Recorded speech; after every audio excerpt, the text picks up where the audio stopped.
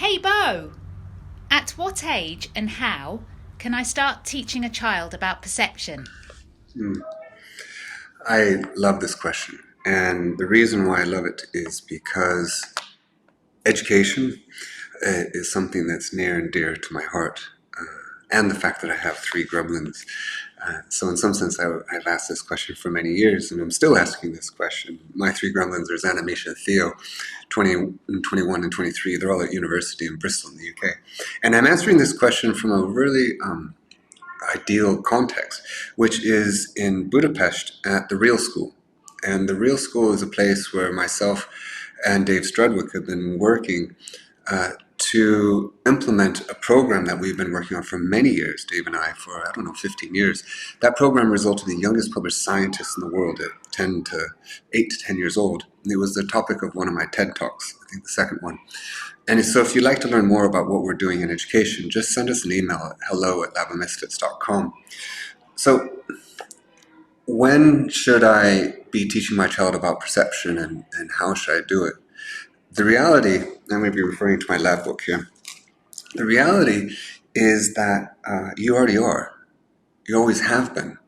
As soon as your child came into the world, or as soon as the young person that you're actually looking after, you started that interaction, you started teaching them about perception because that's what the brain does. Their brain is constantly taking meaningless information and turning it into meaning. And it's using your brain to better understand the meanings of the world.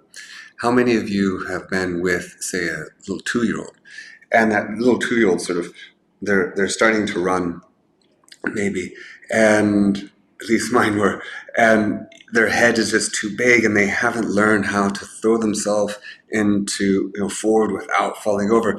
And you can see it happening. Their head's getting further and further forward, and I can just picture it right now. And they're on cement, and you just know what's going to happen next. And the inevitable happens, and they fall over and they hurt themselves. Well, one of the first things they do is they look at you, and it's as if they're asking, did that hurt? And how many times have you seen parents rush over and go, oh my goodness, this is terrible. And at that point, it's then that the child starts crying. Or the parent says, come on, as was typically the case in my situation. It's like, come on, let's get going. And they're like, oh, okay, so maybe that didn't hurt. They're determining the meaning of what happened, how to respond, which is where the meaning comes from, by looking to see how you responded. So you're constantly teaching perception to your child. And remember, perception underpins everything it is to be them. And not only now, but who they will become in the future. You are effectively projecting onto them your assumptions and biases that came from your history that were projected onto you. Most of your assumptions and biases don't even belong to you. They arose from someone else telling you them what you should or should not assume and believe, usually unconsciously. So the answer to the question is you are already doing it.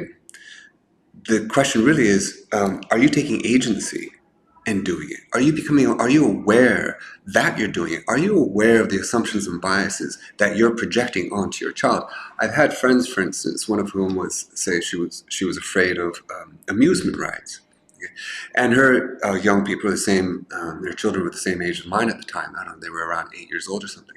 We went to a park, and the children said, oh, I want to go into that ride. And she was, no, no, no, no, it's far too dangerous. It's scary, right? And so the child was like, oh, okay. I didn't think it was scary. I didn't know it to be scary. So I will, the child now responds as if with fear. Now, in time, what happened, we go to the amusement park, and the child would increasingly respond to rides that they had never been on with fear. And so my lovely friend actually projected her perception of amusement rides onto the child. Well, what's true for amusement rides is almost true for every aspect of our life, whether it become to love, relationships, diversity. Religion is an example. Children typically inherit the religion of their parents. That isn't genetically determined, that's taught. So how do you know what assumptions and biases that you're projecting onto your child, that you're teaching your child? What are the perceptions that you're giving them? Become aware of those. Because as soon as you tell something to someone, you've actually taken away from them. maybe what we should be doing is creating a context for them to learn. So I would argue that love and the basis of how we teach perception is not to protect our young people, not to protect the children from taking risks, but to create a context that enables them to take it. That's actually what we're doing here, that Dave and I are doing here in the context of science. We're creating an environment that enables children to go to the very place they evolved to avoid, which is not knowing. We're celebrating not knowing. We're celebrating doubt. We're creating a space for them to discover within a context of constraint, within a context of rules and principles. I don't believe in this idea that they should be completely self-led, because often that will just lead them, they'll lead themselves to things that are already comfortable. They're not necessarily going to step outside their comfort zone. You sometimes have to encourage that. You have to encourage them often to take risks. And that's what we're doing here. But within a space of play, with intention, which is science. So you already are teaching your child about perception. It's not when you already are doing it.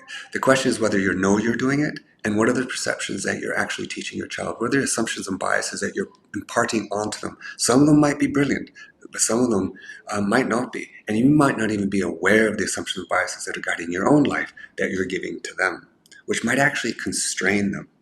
So become aware of what those are and create an environment for your child that enables them to take risk as opposed to protect them from taking